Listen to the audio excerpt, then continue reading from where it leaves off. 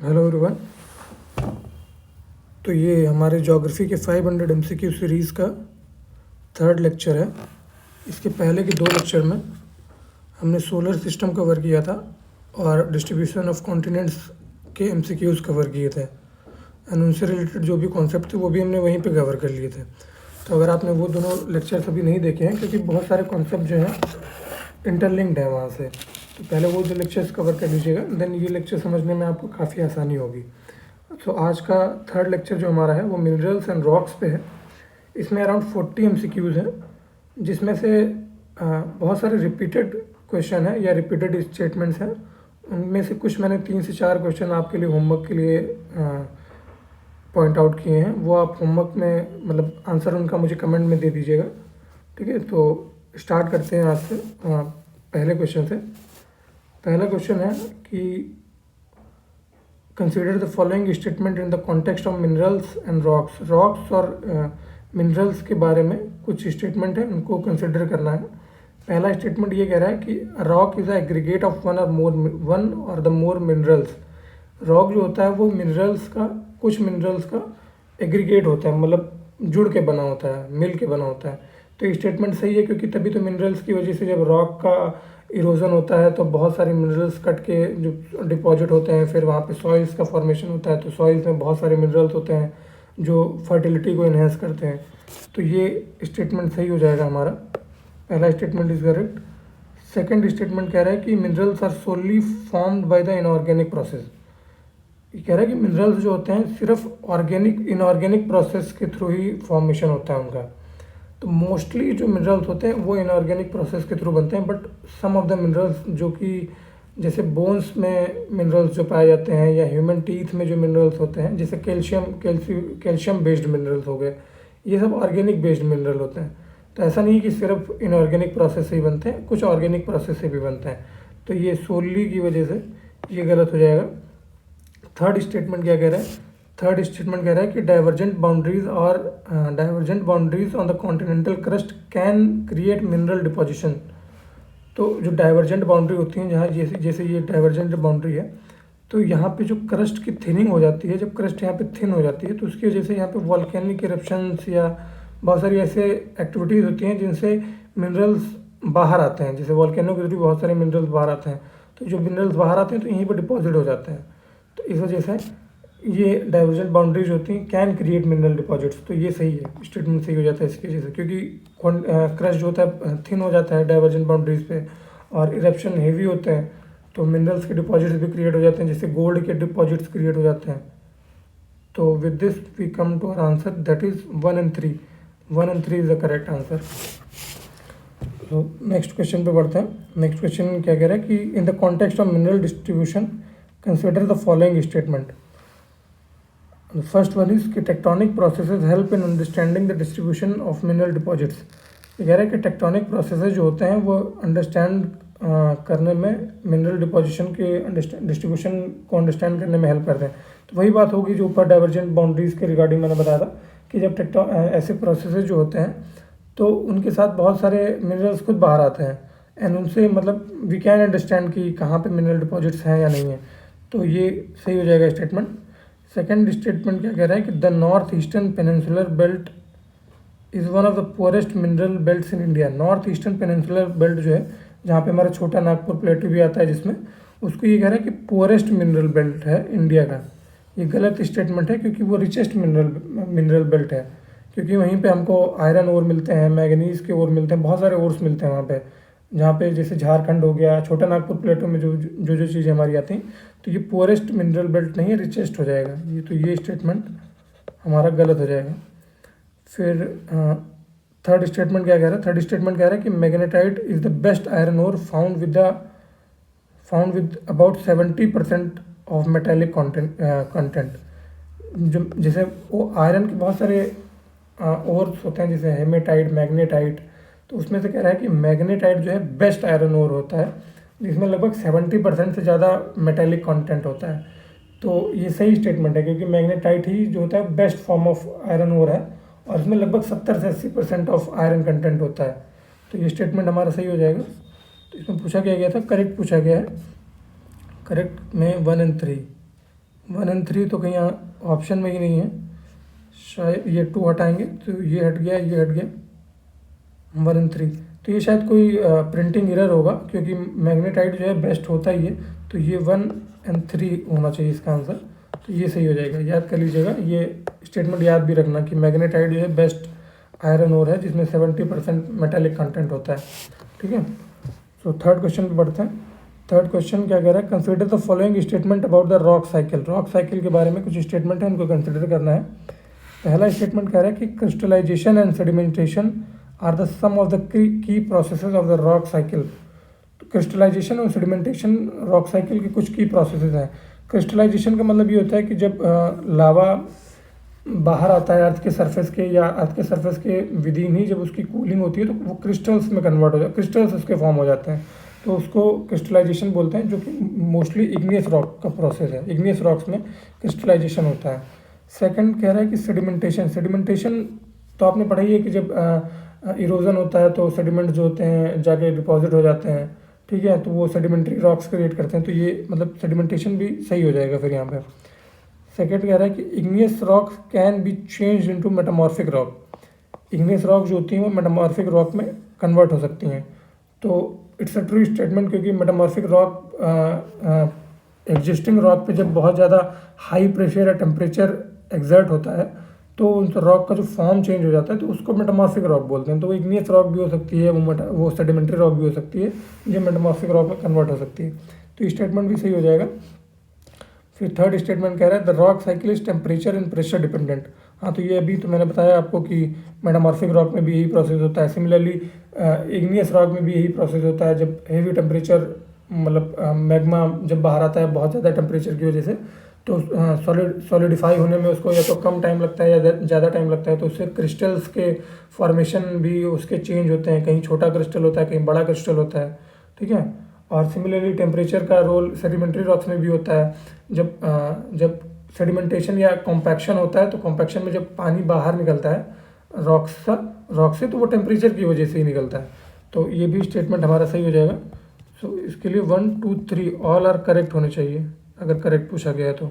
हाँ, करेक्ट पूछा गया है तो ऑल ऑफ द अबव हो जाएगा इसमें। ठीक है, फोर्थ क्वेश्चन पे बढ़ते हैं। फोर्थ क्वेश्चन कह रहा है कि in the context of rocks consider the following statement.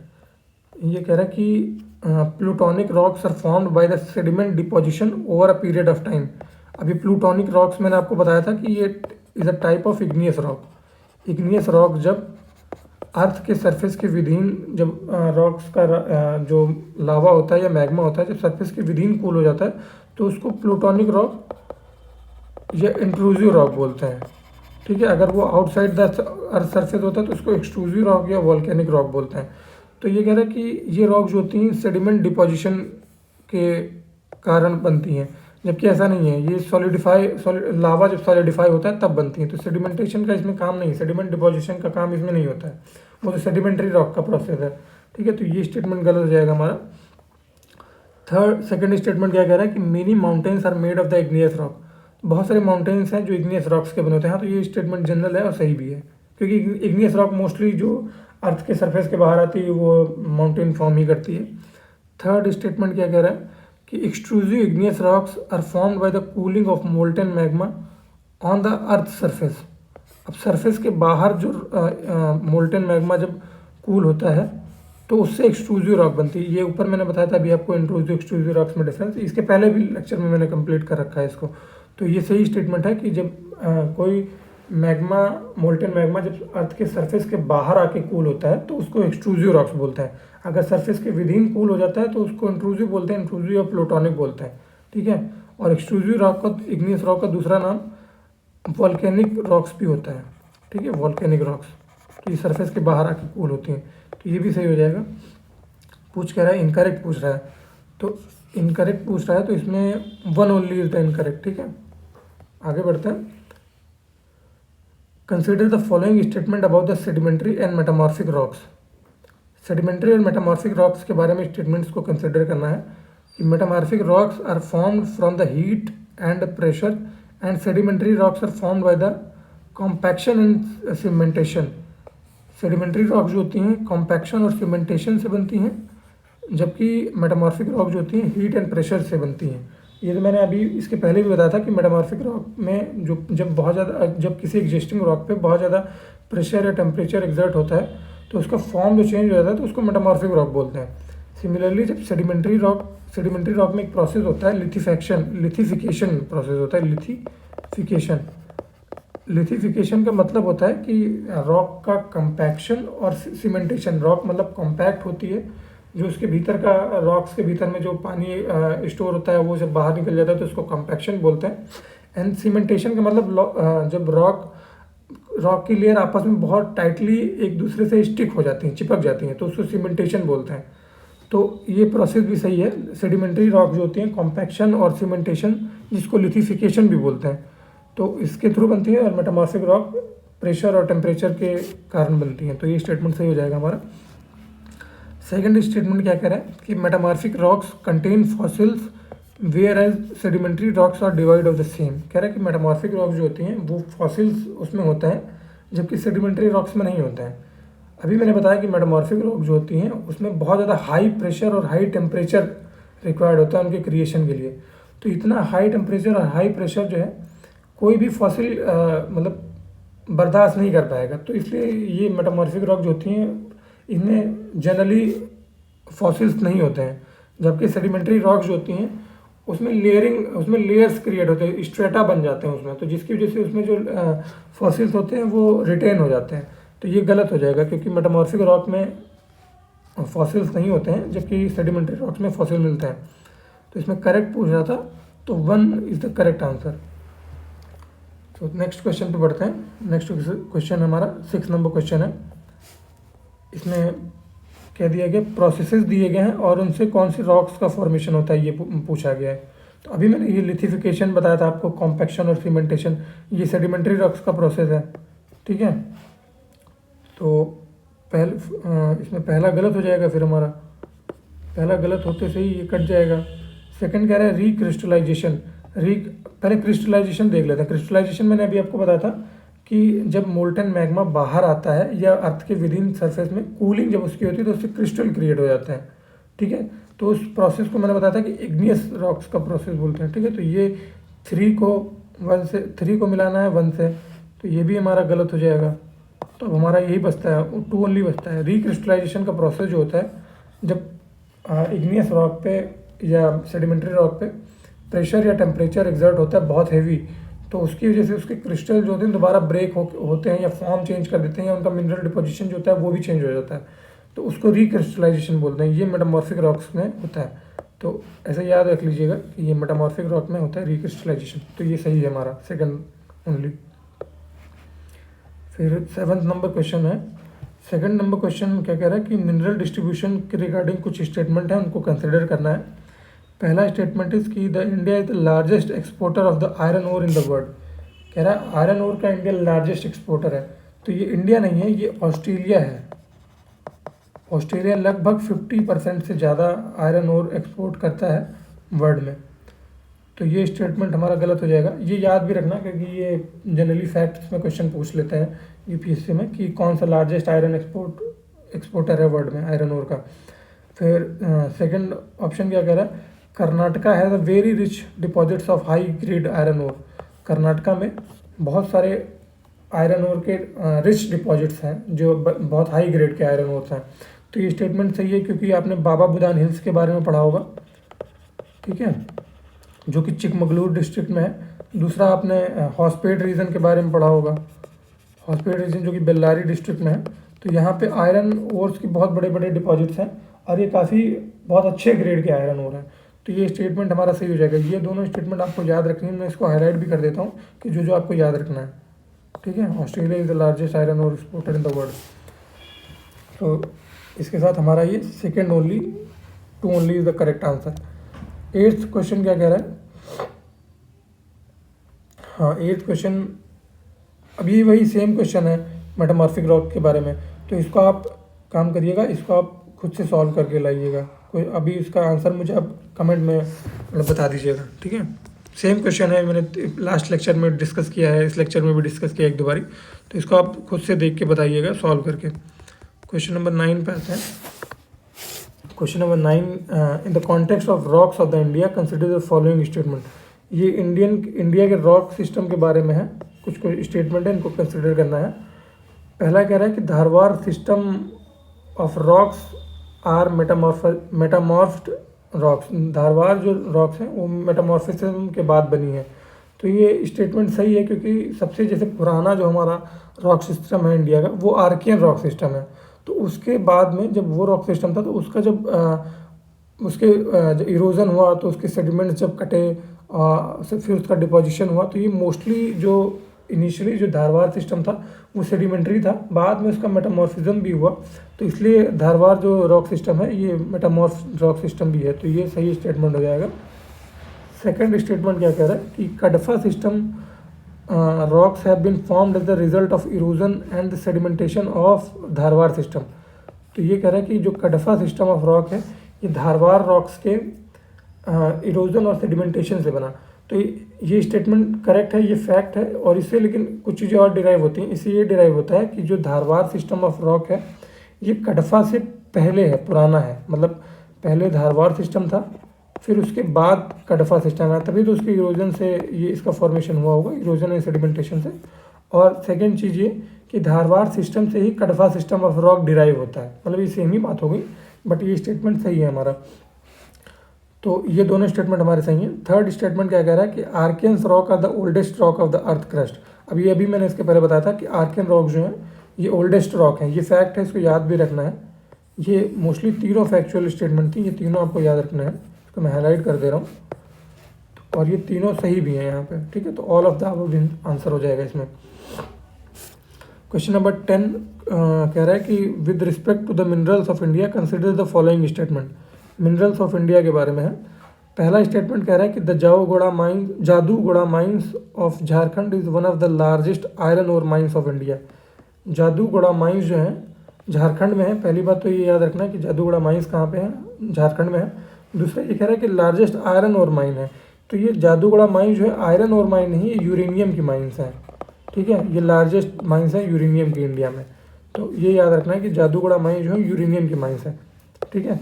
फिर सेकंड स्टेटमेंट, तो ये पहला स्टेटमेंट हमारा गलत हो जाएगा। सेकंड क्या कह रहा है कि India has more than 50% of uranium reserve. तो इससे यहीं से भी पता लग जाता है कि ये स्टेटमेंट यूरेनियम के बारे में था। तो ये 50% तो वैसे भी नहीं है इंडिया में, 50% तो शायद ऑस्ट्रेलिया के पास भी नहीं है, जिसके पास लार्जेस्ट आयरन और जिसके पास लार्जेस्ट यूरेनियम रिजर्व है, उसका भी शायद 28% अराउंड है, 28 to 30% है। इंडिया के पास 2% ऑफ वर्ल्ड यूरेनियम रिजर्व है, 50% नहीं है, ओनली 2% है। और फर्स्ट इज ऑस्ट्रेलिया, सेकेंड हमारा कजाकिस्तान है, ठीक है। पहला इसके पास 28 से 30% है अराउंड, और कजाकिस्तान के पास अराउंड 13 से 15% है, एंड इंडिया के पास 2% है ओनली। तो ये स्टेटमेंट याद रखना है आपको कि 2% of the world uranium reserve, और ये स्टेटमेंट हमारा गलत भी हो जाएगा। सो करेक्ट पूछा गया था इसमें, neither one nor two is correct. अब ये क्वेश्चन भी मैंने लास्ट लेक्चर में कवर किया था कि रॉक्स और उनका मतलब कैसे मेटामॉर्फिज्म होता है, तो कैसे रॉक्स जो होती हैं कन्वर्ट होती हैं एक दूसरे में, उनके टाइप्स क्या हैं।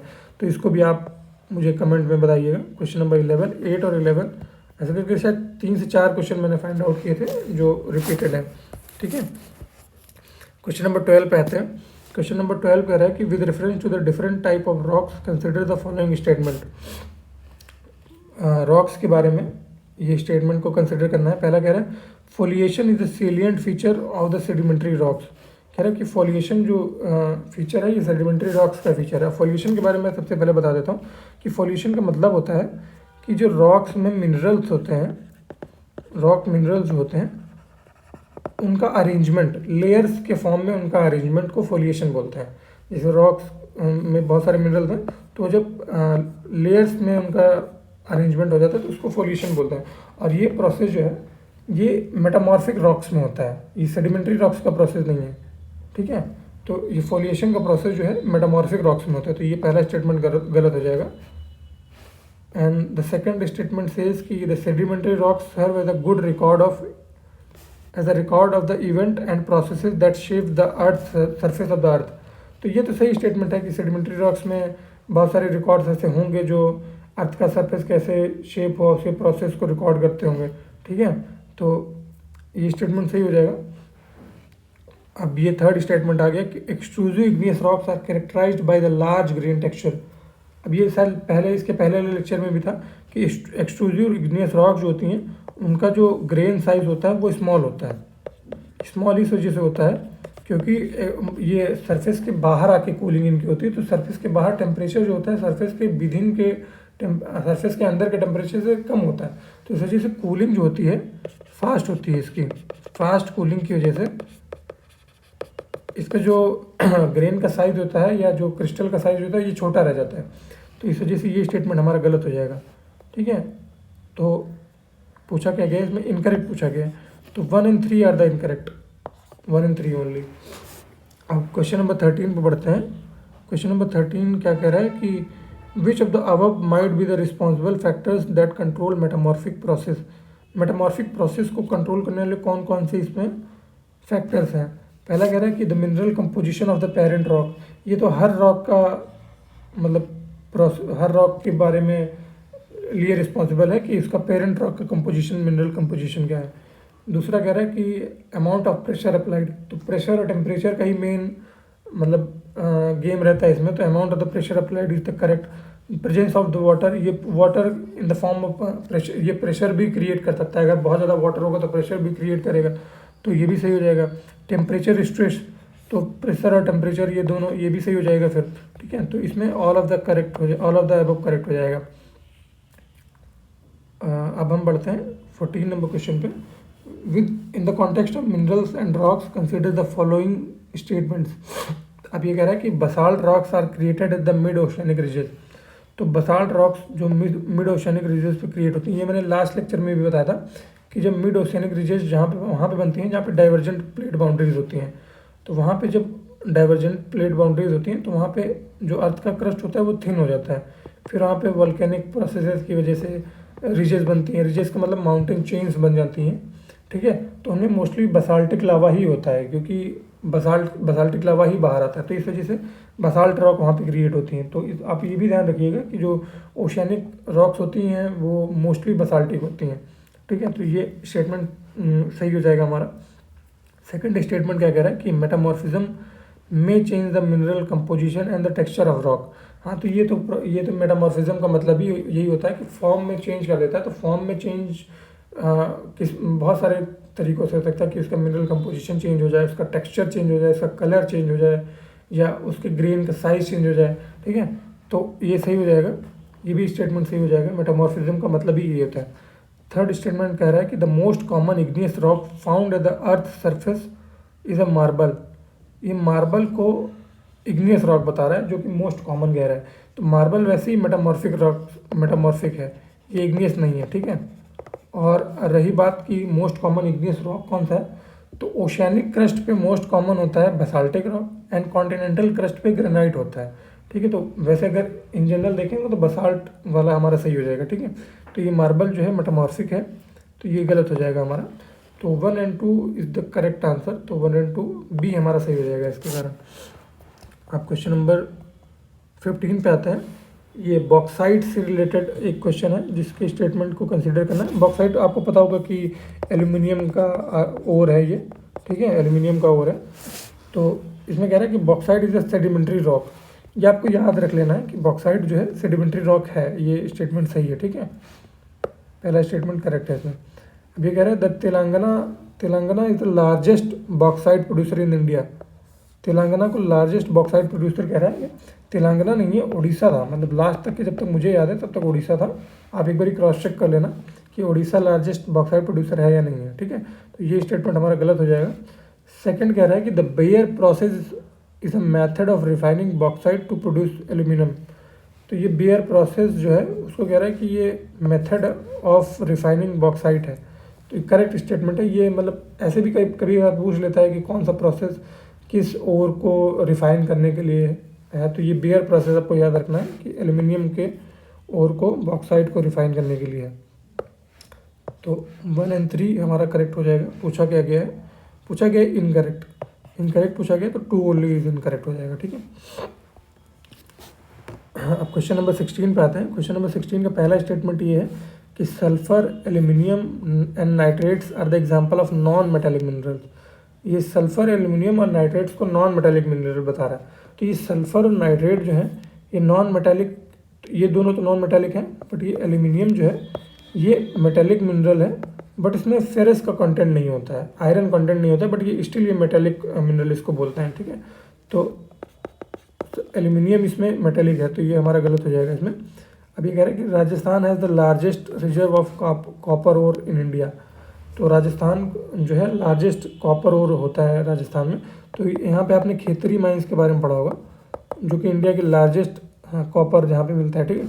तो ये स्टेटमेंट हमारा सही हो जाएगा, पहला गलत हो जाएगा। करेक्ट पूछा गया है, तो B is the correct answer. Question number 17 पे बढ़ते हैं। सेडिमेंट्री रॉक्स के बारे में कुछ स्टेटमेंट है। Sedimentary rocks have the layers because of continuous outpouring of lava in layers. कह रहे हैं कि सेडिमेंट्री रॉक्स में लेयर होती हैं क्योंकि वहाँ पे कॉन्टिन्यूस मतलब लावा की आउटपोरिंग होती है, लावा बाहर आता रहता है, इस वजह से वहाँ पे लेयर्स क्रिएट हो जाती हैं। तो ये गलत हो जाएगा क्योंकि कॉन्टिन्यूस आउटपोरिंग ऑफ लावा नहीं होता है वहाँ पे सेडिमेंट्स जो होते हैं डिपॉजिट होते रहते हैं। सेडिमेंट के डिपोजिशन होने की वजह से फिर उनमें जब कॉम्पैक्शन और सीमेंटेशन होता है तो बीच में लेयर्स रह जाती हैं। इसमें कॉन्टिन्यूस आउटपोरिंग ऑफ लावा नहीं होता है, वो डिपोजिशन ऑफ सेडिमेंट्स की वजह से होता है ये। तो ये स्टेटमेंट हमारा गलत हो जाएगा।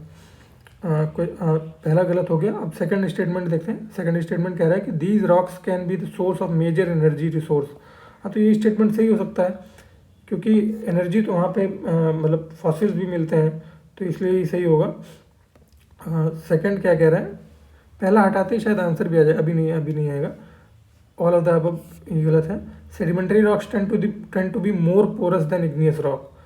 कह रहा है कि सेडिमेंट्री रॉक जो होती हैं ज़्यादा पोरस होती हैं इग्नियस रॉक में। इग्नियस रॉक्स में लेयर्स नहीं होती हैं क्योंकि वो लावा जो होता है कूल होता है, सडन कूलिंग या स्लो कूलिंग की वजह से उसमें पोर्स का बहुत ज़्यादा पोर्स नहीं बन पाते हैं। तो इस वजह से सेडिमेंट्री रॉक जो होती हैं लेयर्स होने की वजह से ज़्यादा पोरस होती हैं।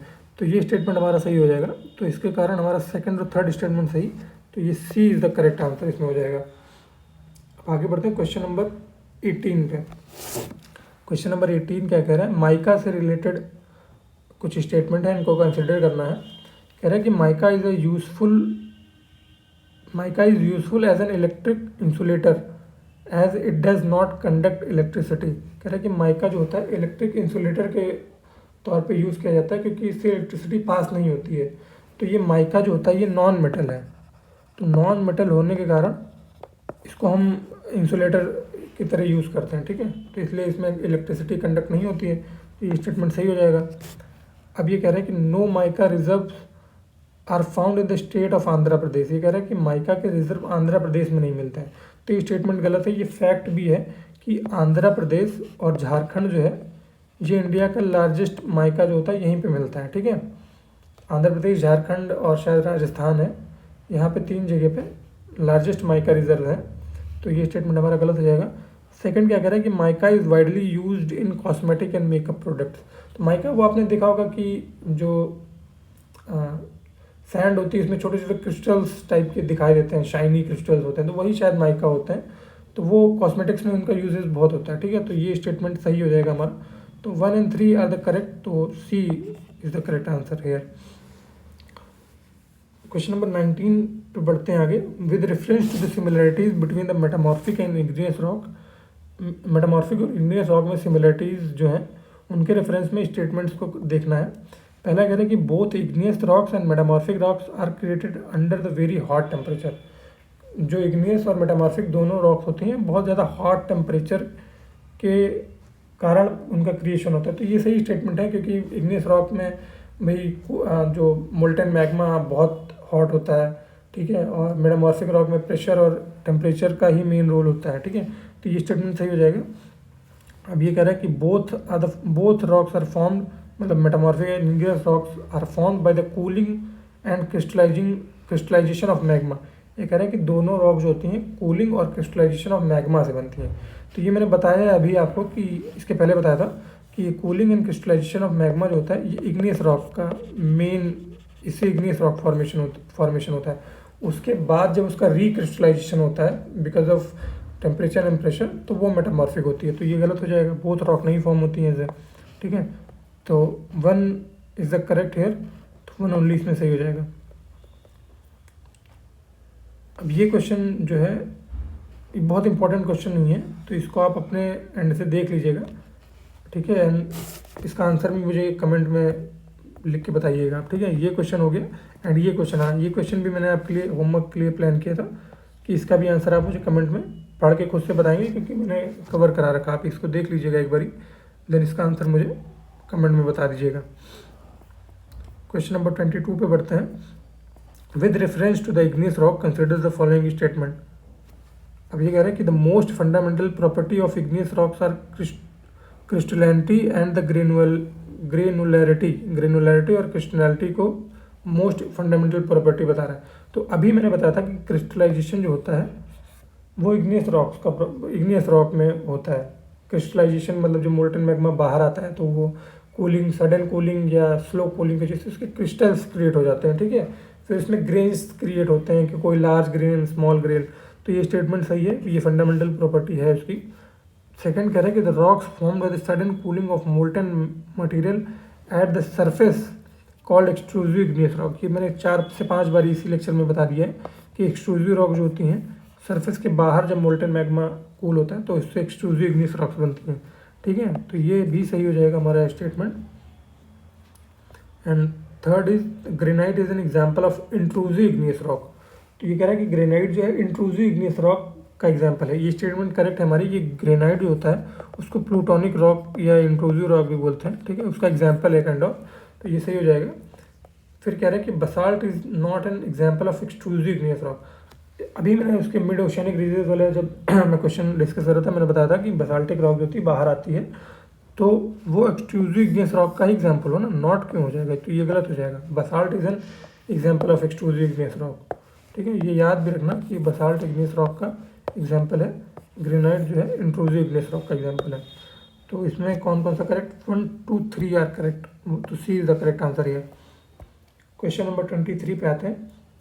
Consider the following statement with reference to the sedimentary rocks. Sedimentary rocks के लिए कुछ स्टेटमेंट्स हैं, उनको कंसिडर करना है। The first one is sedimentary rocks are formed by the consolidation and compaction of sediments. ये consolidation and compaction of sediments को ही मैंने बताया था कि लिथिफिकेशन बोलते हैं, और ये मैंने ऊपर डिस्कस भी कर रखा है कि लिथिफिकेशन सेडिमेंट्री रॉक्स के का एक जुड़ा हुआ फीचर है, ठीक है। तो ये पहला सही हो जाएगा। सेकंड स्टेटमेंट कह रहा है कि arenaceous sedimentary rocks have more clay. अब ये मैकेनिकल जब वेदरिंग होती है, मैकेनिकल प्रोसेसेस के थ्रू जब सेडिमेंट्री रॉक्स का फॉर्मेशन होता है तो उसमें एक टाइप एरेनेशियस सेडिमेंट्री रॉक्स का होता है जिसमें जो रॉक्स जो होती हैं उनमें सैंड का कंटेंट ज़्यादा होता है, ठीक है। सैंड का कंटेंट ज़्यादा होता है, तो ये गलत हो जाएगा। जो सैंड का कंटेंट ज़्यादा होगा तो पोरस ज़्यादा होंगी वो, तो ये गलत हो जाएगा। तो ये हमारा सेकंड गलत हो गया। थर्ड स्टेटमेंट क्या कह रहा है कि सेडिमेंट्री रॉक्स आर फॉसिलिफेरस। जो सेडिमेंट्री रॉक्स होते हैं उसमें फॉसिल्स मिलते हैं, तो ये स्टेटमेंट तो हमारा सही है। मैंने बहुत बार डिस्कस किया है कि स्टेटमेंट सेडिमेंट्री रॉक्स में फॉसिल्स होते हैं, ठीक है। अब 1 and 3 are correct and 2 incorrect है, तो 2 काटने के बाद हमारा आंसर भी आ जाएगा 1, 3, 4। तो इसके चलते ये chalk and coal are the example of organic sedimentary rock, तो ये सही हो जाएगा, ठीक है। तो 1, 3, 4 इज करेक्ट है, तो D is the correct answer here. Okay, question number 24 पे बढ़ते हैं आगे।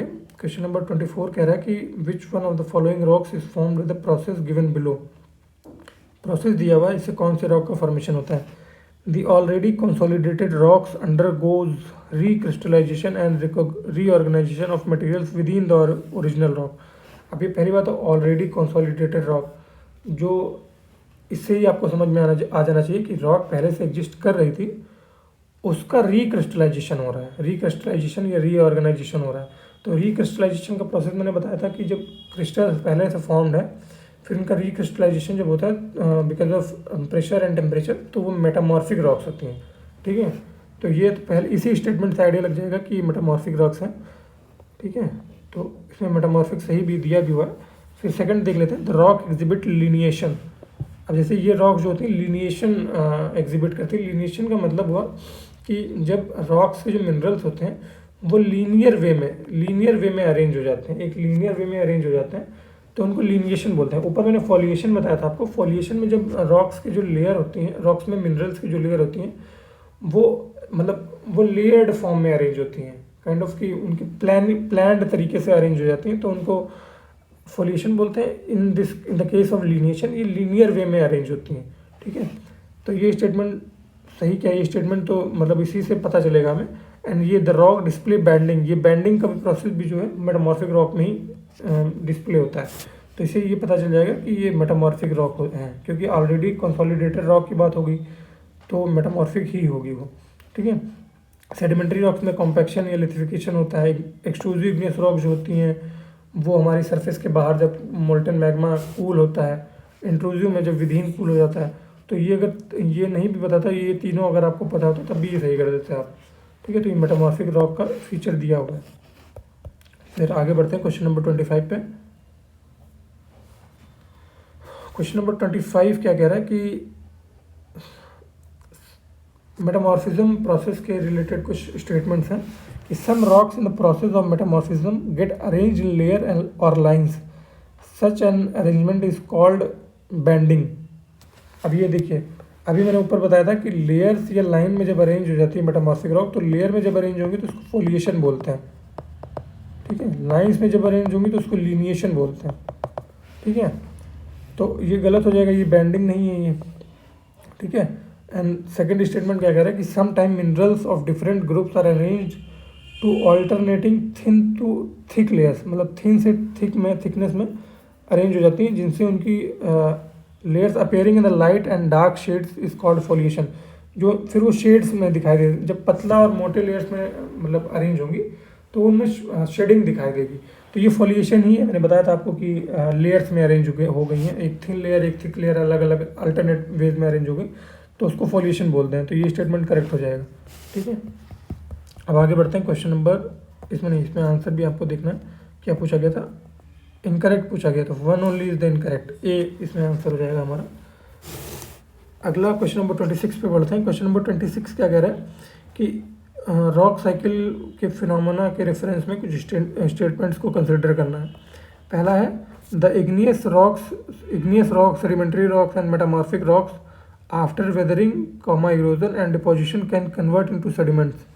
मतलब मेटामॉर्फिक, इग्नियस और सेडिमेंट्री रॉक्स जो हैं वेदरिंग या इरोजन के और डिपोजिशन के बाद सेडिमेंट्री रॉक्स में कन्वर्ट हो सकती हैं। तो ये सही स्टेटमेंट है। किसी भी रॉक का अगर वेदरिंग होगा फिर वो डिपॉजिट होगा, उसी से तो सेडिमेंट्री रॉक्स बनते हैं, तो सेडिमेंट्स में कन्वर्ट हो जाएगा। सेडिमेंट्स जब कॉम्पैक्ट हो जाते हैं, लिथिफिकेशन होता है, तो सेडिमेंट्री रॉक्स बन जाती हैं। तो वन करेक्ट हो गया।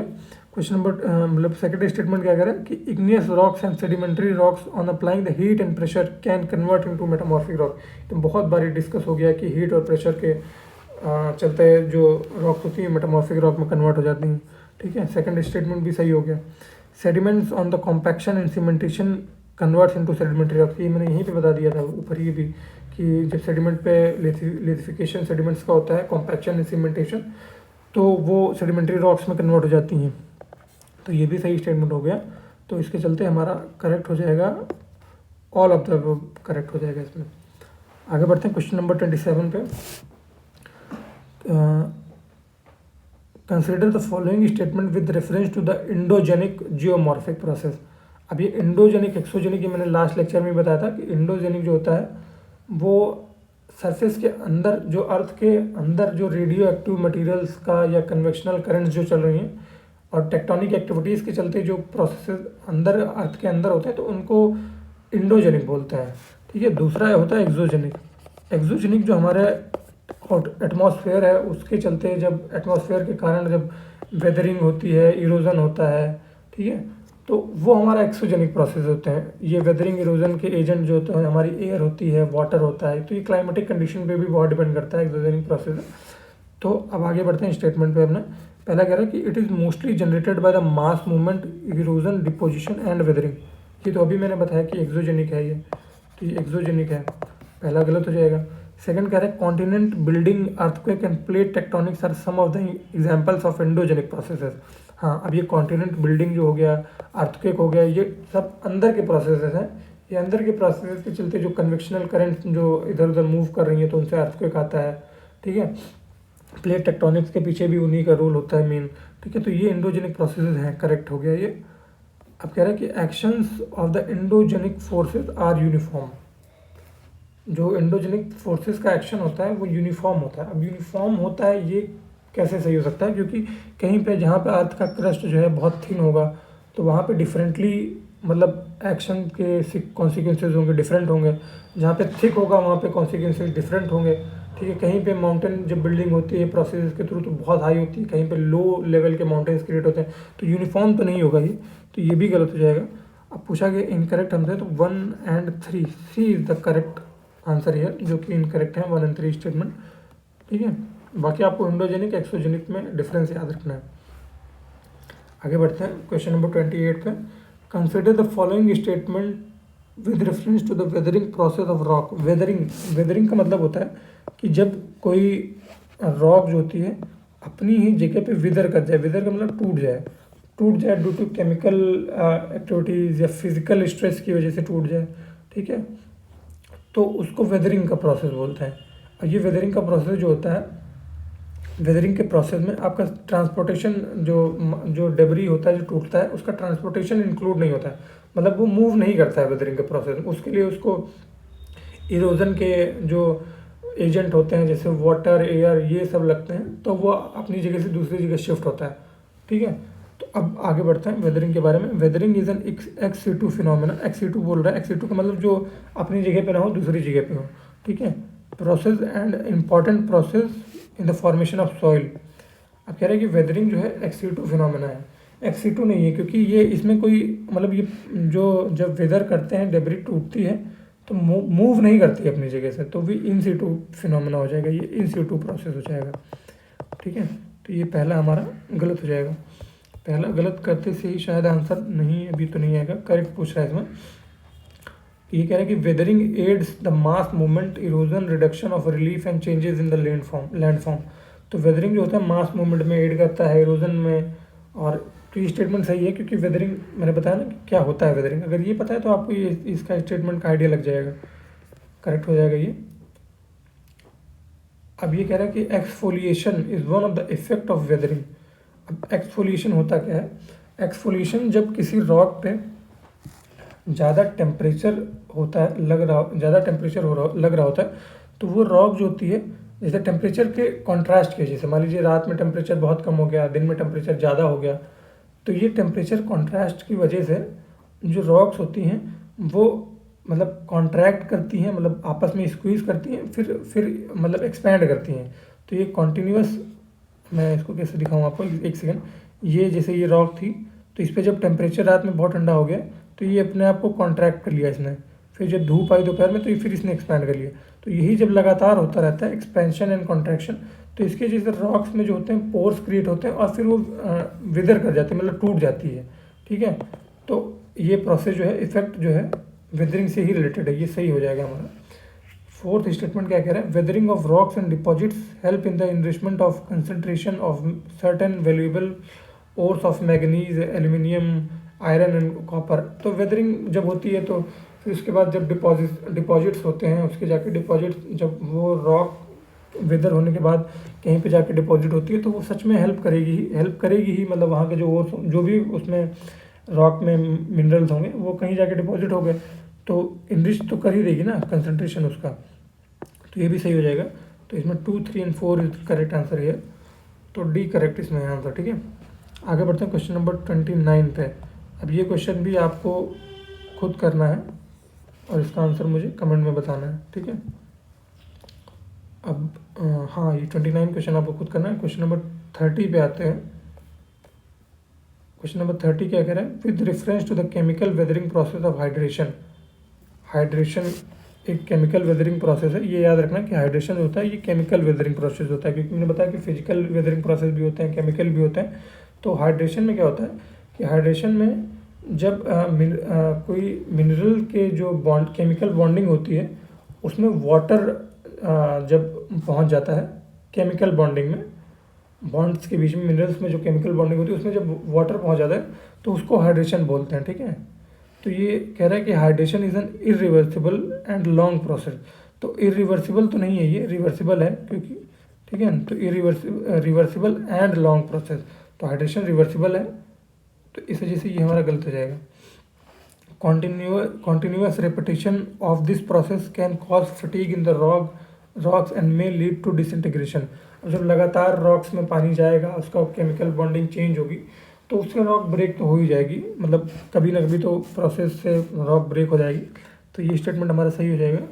Many clay minerals swell and contract during waiting and drawing. ये कह रहे हैं कि बहुत सारे क्ले मिनरल्स जो होते हैं वो मतलब पहले कॉन्ट्रैक्ट कर जाते हैं या स्वेल हो जाता है उसमें ड्यूरिंग वेटिंग एंड ड्राइंग। ये आपने ब्लैक सॉइल्स के बारे में पढ़ा होगा कि जब ब्लैक सॉइल्स में पानी होता है तो वो मतलब स्वेल कर जाते हैं, जब पानी हट जाता है तो कॉन्ट्रैक्ट कर जाते हैं, ठीक है। तो ये स्टेटमेंट हमारा सही है। तो इसमें पूछ कह रहा है करेक्ट पूछ रहा है, तो 2 और 3 करेक्ट आंसर है यार। 2 और 3 सी जो हो जाएगा हमारा सही आंसर हो जाएगा। अब क्वेश्चन नंबर 31, ये फिजिकल वेदरिंग देखिए आ गया। फिजिकल वेदरिंग के बारे में स्टेटमेंट्स हैं कुछ कि physical weathering processes are caused by thermal expansion and pressure release. तो thermal expansion and pressure release के चलते फिजिकल वेदरिंग का प्रोसेस होता है। तो ये सही स्टेटमेंट है, क्योंकि केमिकल जो वेदरिंग होती है इसमें जो मिनरल्स के केमिकल बॉन्ड्स होते हैं उसमें चेंजेस होते हैं, ठीक है। तो ये हमारा स्टेटमेंट सही हो जाएगा। सेकंड क्या कह रहे हैं कि physical weathering processes depend on gravitational forces and water pressure also. Gravitational force जो मतलब ये फोर्स हो गया, दूसरा वाटर प्रेशर हो गया, ये सब फिजिकल वेदरिंग में ही आता है, ठीक है। तो याद भी रखना आप ये, तो ये भी सही हो जाएगा। थर्ड क्या कह रहा है कि Frost waging is an example of the physical weathering phenomena, physical weathering process, ठीक है। फ्रॉस्ट वेजिंग पहले बता देता हूँ क्या होता है। फ्रॉस्ट वेजिंग होता है जब जैसे रॉक्स हैं, रॉक्स में जो क्रैक्स होते हैं, क्रैक्स में अगर पानी भर गया, जैसे ये रॉक थी, ये 2 रॉक्स हो गई ऐसे करके, तो अब यहाँ पे जब पानी फिल हो गया आके, फिर ये पानी फ्रीज हो गया, तो इसके फ्रीज होने के चलते जो इसका वॉल्यूम जब बढ़ जाएगा, तो ये इसके इर्द गिर्द की जो रॉक होगी वो कॉन्ट्रैक्ट होगी, मतलब पुश करेगा उसको, तो इसके चलते ये वेदरिंग भी यहाँ पे हो जाती है, ठीक है। तो इसको फिजिकल फॉर्म ऑफ वेदरिंग बोलते हैं, ठीक है। यहाँ पे पानी फिल हो गया, फिर फ्रीज हो गया, तो उसको वॉल्यूम बढ़ने के चलते ये थोड़ा सा पुश करेगा, इसको पुश करेगा तो धीरे धीरे इसकी होल्ड उसका जो होगा लूज हो जाएगा, फिर वो टूट जाएगा, ठीक है। तो 1 2 3 ऑल आर करेक्ट इसमें, ऑल ऑफ द अबव। 3 तथा 4 क्यों बोल रहे हैं इसमें, 1 2 3 all of the above, D is the correct answer है, ठीक है। अब क्वेश्चन नंबर 32 पे आता है। ये exogenic process, geomorphic process, mass movement की बात कर रहा है इसमें स्टेटमेंट में। तो याद रखना कि मास मूवमेंट जो होता है ये एक्सोजेनिक प्रोसेस है, ठीक है। अब कह रहा है कि पहला स्टेटमेंट इसमें कह रहा है कि mass movement is independent of the influence of gravity.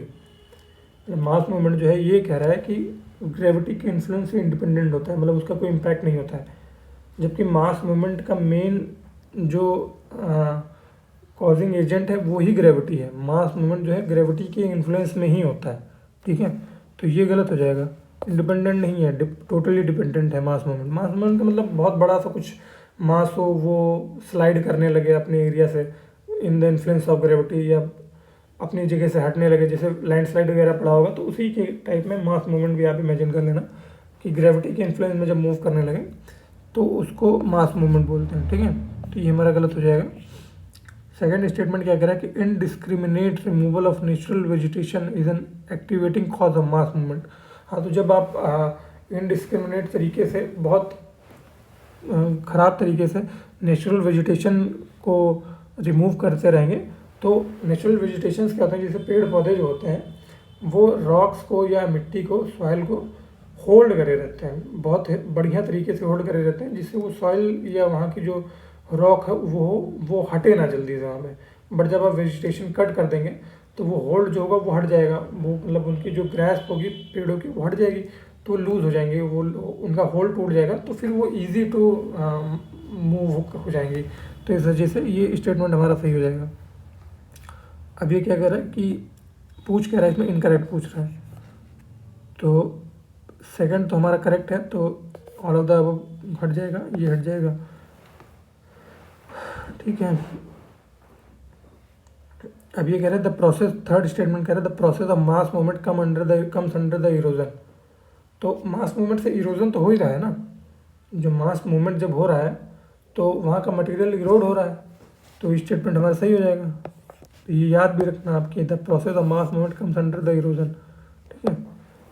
Fourth statement हमारा कह रहा है weathering is a pre requisite for mass movement. कह रहा है कि वेदरिंग जो होता है प्री रिक्विजिट है फॉर द मास मूवमेंट। मतलब वेदर जो वहाँ का रॉक होगा या सॉइल होगा वो पहले वेदर होना चाहिए, वेदरिंग होनी चाहिए, फिर वो मतलब मास मूवमेंट वहाँ पे पॉसिबल होगा। तो ये क्योंकि जो वेदरिंग होता है मास मूवमेंट होता है वो under the directly influence of gravity होता है। तो अगर वेदरिंग नहीं भी हुआ होगा तो ग्रेविटी का इतना ज़्यादा इम्पैक्ट होगा कि ग्रेविटी ही पुल कर लेगी उसको। ठीक है। तो वेदरिंग नहीं भी हुआ होगा तो मतलब वेदरिंग एड करता है, ऐसा नहीं कि वेदरिंग का बिल्कुल रोल नहीं है, वेदरिंग एड करेगा, but it's not a pre requisite कि ये वेदरिंग नहीं हुई होगी तो मास मूवमेंट नहीं होगा, ऐसा नहीं है। ठीक है। तो ये हमारा गलत हो जाएगा। तो पूछा क्या गया है, इनकरेक्ट पूछा गया है। ओके इनकरेक्ट पूछा गया है। ये मैंने क्या बता दिया था कि the process of mass movement comes under the erosion. नहीं, इरोजन नहीं आता, इरोजन में नहीं आएगा शायद ये। ठीक है। क्योंकि फिर ये शायद गलत स्टेटमेंट, एक बार क्रॉस चेक कर लेना, ये इरोजन में शायद मास मूवमेंट नहीं आता है, तो ये भी गलत होगा। तभी तुम्हारा 1, 3, 4 आंसर आएगा ये। अब ये तो श्योर है कि वेदरिंग जो होता है प्री रिक्विजिट नहीं है। ठीक है। और ये मास मूवमेंट भी जो है इरोजन में नहीं आता है। ठीक है। मास मूवमेंट इंडिपेंडेंट है इरोजन के। ठीक है। अब आगे बढ़ते हैं क्वेश्चन नंबर 33 पे। हाँ, ये क्वेश्चन भी कुछ बहुत ज़्यादा खास क्वेश्चन नहीं है, तो ये आप खुद से देख लेना। ठीक है। ये बहुत इंपॉर्टेंट क्वेश्चन नहीं है इसलिए मैं इसको छोड़ रहा हूँ। आप इसका आंसर अगर चाहें तो कमेंट में कर दीजिएगा। क्वेश्चन नंबर 34 पे आते हैं। हाँ, ये क्वेश्चन भी मैंने अभी ऊपर सॉल्व करा दिया है। तो ये पांचों शायद आपके क्वेश्चन, चार क्वेश्चन हो गए जो मैंने होमवर्क में दिए हैं आपको, इनका आंसर आप कमेंट में मुझे देंगे। क्वेश्चन नंबर 34 भी। अब आगे बढ़ते हैं। With reference to the landslide as a geomorphic activity consider the following. कह रहा है कि लैंड स्लाइड के बारे में, मतलब लैंड स्लाइड जो एक जियोमॉर्फिक एक्टिविटी है उसके बारे में कुछ स्टेटमेंट्स इनको कंसिडर करना है। Landslides are slow and perceptible movement. Landslide को स्लो मूवमेंट बता रहा है। लैंड स्लाइड आपने अगर कभी देखा हो तो लैंड स्लाइड होता है तो बहुत तेज़ी से मलबा जो होता है बहुत तेज़ी से टूट के नीचे की तरफ स्लाइड करता है, तो ये स्लो नहीं होता, ये फास्ट हो जाएगा। ठीक है। तो इसमें पहला गलत हो जाएगा। सेकंड क्या करें कि रैपिड रोलिंग और sliding of the earth debris with backward rotation is called a debris slide. इसमें कह रहे हैं rapid rolling and sliding of earth debris कि वो फिर साथ साथ बैकवर्ड रोटेशन भी उसका होता है। तो बैकवर्ड रोटेशन थोड़ी होगा उसका, जब वो स्लाइड करेगा तो उसका फॉरवर्ड रोटेशन होगा, तो विदाउट हो जाएगा ये, विदाउट बैकवर्ड रोटेशन। तो ये भी गलत हो जाएगा। 1 is incorrect, second is incorrect. इसमें पूछा क्या गया है, करेक्ट पूछा गया है, तो 1 और 2 इनकरेक्ट हो जाएगा, तो थर्ड सही हो जाएगा हमारा। Slumps, rock slide and rock falls are the types of landslide. ये याद भी कर लीजिएगा आपकी, सही है। ठीक है। तो third only is the correct answer है। अब हम पहुँचते हैं क्वेश्चन नंबर 36 पे। क्वेश्चन नंबर 36 क्या कह रहा है कि with reference to the soil genesis consider the following statements. Humus content in soils play very important role in fertility. Humus जो होता है, ह्यूमस ऑर्गेनिक कंटेंट होता है, तो वो सच में बहुत ज़्यादा उसकी वजह से फर्टिलिटी डिसाइड होती है कि कितनी फर्टाइल होगी। ठीक है। तो ये करेक्ट स्टेटमेंट हो जाएगा हमारा। सेकंड क्या कह रहा है कि soil functions as a fundamental interface where the atmosphere, lithosphere, hydrosphere and biosphere meet. जहाँ पे सॉइल उस काइंड ऑफ उस टाइप का इंटरफेस है जहाँ पे एटमॉस्फेयर में जैसे हमारी एयर होगी, लिथोस्फेयर में हमारी सॉइल होगी, हाइड्रोस्फेयर में हमारा वाटर हो गया, बायोस्फेयर में हमारे जो बायोस्फेयर की जैसे इंसेक्ट्स वगैरह हो गए, या जो आपने केचुए पढ़े होंगे, अर्थवॉर्म्स वगैरह, वो भी, इनका भी रोल होता है सॉइल की फर्टिलिटी में। तो सॉइल फंक्शन का फंडामेंटल वही इंटरफेस है। ठीक है। ये करेक्ट हो जाएगा हमारा। Soil is formed the continuous weathering of mountains over the 1000 years. Soil जो होती है continuous weathering of the mountains 1000 year तक जब कंटिन्यूस वेदरिंग होती है, फिर उसका जब डिपोजिशन होता है तब सॉइल का फॉर्मेशन होता है। क्योंकि आपने पढ़ा होगा कि जो हमारा गेंगेटिक वैली है या एलुवियल फ्लड प्लेन्स है हमारे, वो हिमालयाज़ की वेदरिंग से ही बने हुए हैं। तो हिमालयाज़ का जब जो वेदरिंग हुई, फिर उसका इरोजन के बाद जो उसका डिपोजिशन इस एरिया में हुआ, तो इसकी वजह से हमारे फ्लड प्लेन्स जो एलुवियल प्लेन्स हैं वो फॉर्मेशन हुआ है उनका। तो ये भी हमारा स्टेटमेंट सही हो जाएगा। क्वेश्चन नंबर 36 का all of the correct answer हो जाएगा। ठीक है, आगे बढ़ते हैं। Which of the following factor is incorrect regarding the formation of soil. ये क्वेश्चन इंपॉर्टेंट है। इसमें कौन कौन से मतलब सॉइल फॉर्मेशन के लिए फैक्टर्स इंपॉर्टेंट हैं, ठीक है, ये पूछा गया है। तो पहला पूछा है पेरेंट मटेरियल। तो रॉक का पेरेंट मटेरियल जो होता है वो तो बाय डिफ़ॉल्ट बहुत इंपॉर्टेंट होगा कि सॉइल कैसी होगी। ठीक है। Second, topography and weathering. Topography अगर अच्छी है या वेदरिंग, टोपोग्राफी अगर अनइवन है और वेदरिंग ज़्यादा हो रही है तो उससे सॉइल का फॉर्मेशन जो होगा थिकनेस या कितना ज़्यादा होगा ये भी डिपेंड करता है। ठीक है, तो ये सही हो जाएगा। थर्ड हमारा क्लाइमेट भी डिपेंड करता है कि वेदरिंग, क्लाइमेट से भी डिपेंडेंट होता है ना, वेदरिंग होगी या नहीं होगी, कितनी ज़्यादा होगी कितनी कम होगी। ठीक है, तो ये भी सही हो जाएगा। फोर्थ कह रहे सॉइल टेक्सचर। सॉइल टेक्सचर तो बाद का प्रोसेस है ना, सॉइल जब बन गई तो उसके बाद उसका टेक्सचर कैसा होगा, तो ये डिपेंड, इससे सॉइल फॉर्मेशन का कोई बहुत लेना देना नहीं है, आफ्टर सॉइल फॉर्मेशन ये आता है। ठीक है, एंड इसमें एक और इम्पॉर्टेंट फैक्टर है टाइम। कितना ज़्यादा टाइम, अगर जितना ज़्यादा टाइम कोई सॉइल लेगी उतनी ज़्यादा वो बेटर फर्टाइल होगी, बेटर तरीके से इसमें मिनरल्स पाए जाएंगे। ठीक है, तो ये याद रखना है, ये हमारा गलत हो जाएगा। सिर्फ इनकरेक्ट पूछा गया था तो ये सॉइल टेक्सचर इनकरेक्ट हो जाएगा। क्वेश्चन नंबर 38 पे आते हैं। क्वेश्चन नंबर 38 कह रहा है कि consider the following statement with reference to exogenic geomorphic processes. अभी एक्सोजेनिक एंडोजेनिक मैंने बता रखा है आपको। ठीक है, अब ये पहला कह रहा है कि mass wasting, erosion, deposition and weathering are the exogenic geomorphic processes. तो मैंने ऊपर बता रखा था कि ये सही स्टेटमेंट है। The exogenic geomorphic processes are uniform across the region. अभी देखिए फिर वही कह रहा है कि अक्रॉस द रीजन यूनिफॉर्म होते हैं। तो ये पहला हमारा सही स्टेटमेंट है। The exogenic geomorphic process are the mainly land building processes. जो सरफेस पे मतलब ये एक्ट करते हैं तो ये लैंड बिल्डिंग हो जाएगा, तो ये हमारा सही है। अब यूनिफॉर्म तो नहीं होता होगा ना, क्योंकि यूनिफॉर्म कहीं पे वेदरिंग ज़्यादा है कहीं पे कम है। ठीक है, तो 1 और 3 हमारा करेक्ट।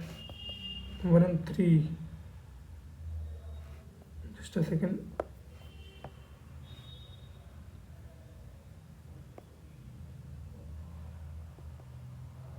ओके, ये एक्सोजेनिक प्रोसेसेस की बात हो रही है। ठीक है, एक्सोजेनिक प्रोसेस ये एक बार आप चेक कर लीजिएगा, इसका शायद कुछ इसमें ऑप्शन गड़बड़ दिया है या कुछ है, ये आप चेक कर लीजिए। 38 नंबर क्वेश्चन। बाकी ये दोनों स्टेटमेंट जो है मैंने आपको एक्सोजेनिक प्रोसेस के बारे में तो बता ही दिया है, तो आप एक बार खुद से क्रॉस चेक कर लेना। ठीक है, क्वेश्चन नंबर 39 पे आते हैं। क्वेश्चन नंबर 39 क्या कह रहा है कि with reference to the erosional denudational process consider the following statement. अब डेनुडेशन जो होता है, डेनुडेशन में हमारा इरोजन और वेदरिंग और डिपोजिशन, ये पूरा उसको डेनुडेशन बोलते हैं। ठीक है, वेदरिंग और डिपोजिशन दोनों को मिला के डेनुडेशन बोलते हैं। तो ये कह रहा है it act physically but not chemically. अभी मैंने बताया था कि फिजिकल वेदरिंग होती है, केमिकल वेदरिंग होती है, तो ये गलत हो जाएगा। Erosional agents include running water, waves, glacier, ice, ETC।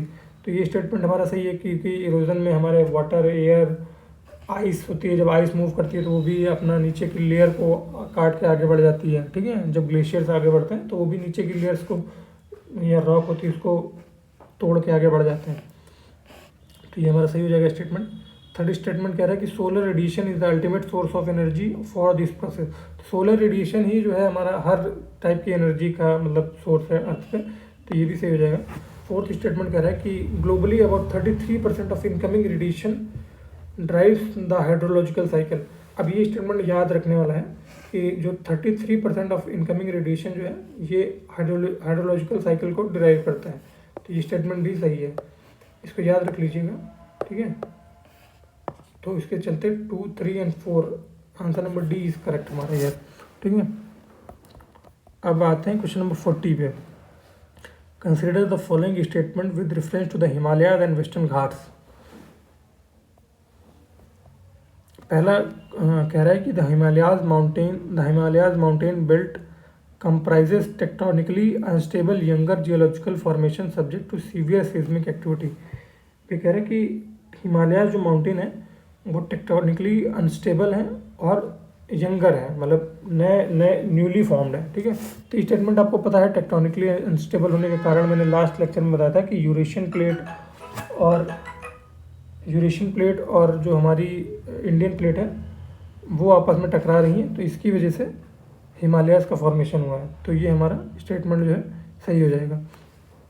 और इसके आगे क्या कह रहा है, सेकंड स्टेटमेंट हमारा कह रहा है कि the Western Ghats and Nilgiris are geologically stable but have uplifted plateaus margin influenced by the lineo tectonic activity. ये कह रहे हैं कि वेस्टर्न घाट जो होते हैं जियोलॉजिकली स्टेबल हैं, तो स्टेबल है क्योंकि वहाँ पे कोई टेक्टोनिक एक्टिविटी नहीं हो रही है, बट जो वहाँ पे अपलिफ्टमेंट ऑफ प्लेट्यू हुआ था वो टेक्टोनिक एक्टिविटीज़ के कारण ही हुआ था। तो स्टेटमेंट सही है क्योंकि मैंने आपको हॉटस्पॉट रियूनियन हॉटस्पॉट के बारे में बताया था जहाँ पे अपलिफ्टमेंट हुआ था वेस्टर्न घाट्स में। ठीक है, तो ये स्टेटमेंट करेक्ट हो जाएगा हमारा। अब ये कह रहे हैं compare to the Western Ghats region the slides in the Himalayas region are huge and massive. कह रहे वेस्टर्न घाट्स के कंपैरिजन में जो हिमालयाज रीजन में स्लाइडिंग होती है, मास मूवमेंट होता है, या जो भी लैंड स्लाइड्स होती हैं वो ज़्यादा हेवी होती हैं, मतलब हिमालयाज में ज़्यादा मैसिव लैंड स्लाइड्स होती हैं। तो ये करेक्ट है क्योंकि वो टेक्टोनिकली अनस्टेबल होने के कारण वहाँ पे जो लैंड स्लाइड होती है बहुत ज़्यादा हेवी होती हैं, ट्रेमर्स वहाँ पे बहुत हेवी आते हैं। ठीक है, इस वजह से तो 1, 2 एंड 3 करेक्ट हो जाएगा। 1, 2 एंड 3 मतलब all of the above is correct है। ठीक है, अब ये क्वेश्चन हमारा क्या कह रहा है कि इसमें करेक्ट ही पूछा था ना, हाँ करेक्ट पूछा था। अब इसमें ये कह रहा है कि नेक्स्ट क्वेश्चन पे consider the following statement with the reference to the endogenic geomorphic processes of diastrophism. Endogenic process के कारण कुछ पूछा गया है, कुछ स्टेटमेंट है। तो इसमें कह रहा है in orogenic processes there is a plate tectonic involving horizontal movements of crustal plate. Orogenic process मैं थोड़ा सा बता देता हूँ आपको। ओरोजेनिक प्रोसेस जो होते हैं ये माउंटेन बिल्डिंग प्रोसेस होता है। ओरोजेनिक आपने रेंज पढ़ा होगा, तो उसके से आप इसको जोड़ लीजिएगा कि ओरोजेनिक जो प्रोसेस होते हैं माउंटेन बिल्डिंग होते हैं, तो ये हॉरिजॉन्टल मूवमेंट नहीं होता है। ठीक है, तो ये गलत हो जाएगा हमारा। There can be faulting and fracturing of the earth crust in the diastrophism. Faulting and fracturing तो होगा ही जब, मतलब डायस्ट्रोफिज्म जो होते हैं वो, डायस्ट्रोफिज्म का मतलब जो इंडोजेनिक प्रोसेस होता है वो जब जहाँ पे वॉल्केनोज, जहाँ पे अर्थक्वेक वगैरह आते हैं, फॉल्टिंग वगैरह होती है वहाँ पे। ठीक है, तो ये स्टेटमेंट सही है। ठीक है, एंड थर्ड स्टेटमेंट क्या कह रहा है, the epeirogenic is a continental building process. Epeirogenic, तो जैसे ओरोजेनिक जो है माउंटेन बिल्डिंग है, तो ऐसा याद रख लीजिएगा कि इपेरोजेनिक जो होते हैं प्रोसेस वो कॉन्टिनेंट बिल्डिंग होता है। तो ये भी सही हो जाएगा। ये क्वेश्चन आप एक बार फिर से देख लीजिएगा लेकिन खुद से थोड़ा सा डिटेल में इसको। तो 2 एंड 3 इज करेक्ट है। तो इसके चलते हमारा ये चैप्टर कंप्लीट हो गया। इस चैप्टर में कितने मतलब होमवर्क थे आपके, 1, 2, 3, 4, 5 और ये 6, ये 7 क्वेश्चन। 7 क्वेश्चन जो है आपके होमवर्क में थे। ये तो मैंने सेम बता रखे हैं ना, तो ये इनको मत कंसिडर करिएगा। तो 7 क्वेश्चंस आपके होमवर्क में हैं, इनके आंसर आप मुझे कमेंट में बता दीजिएगा। बाकी इसके साथ साथ ये आपका 3rd लेक्चर भी कंप्लीट हो गया है, एंड आगे कंटिन्यू करेंगे इस सीरीज़ को, सो दैट ये जल्दी से जल्दी कवर हो जाए। ठीक है, मिलते हैं नेक्स्ट वीडियो में।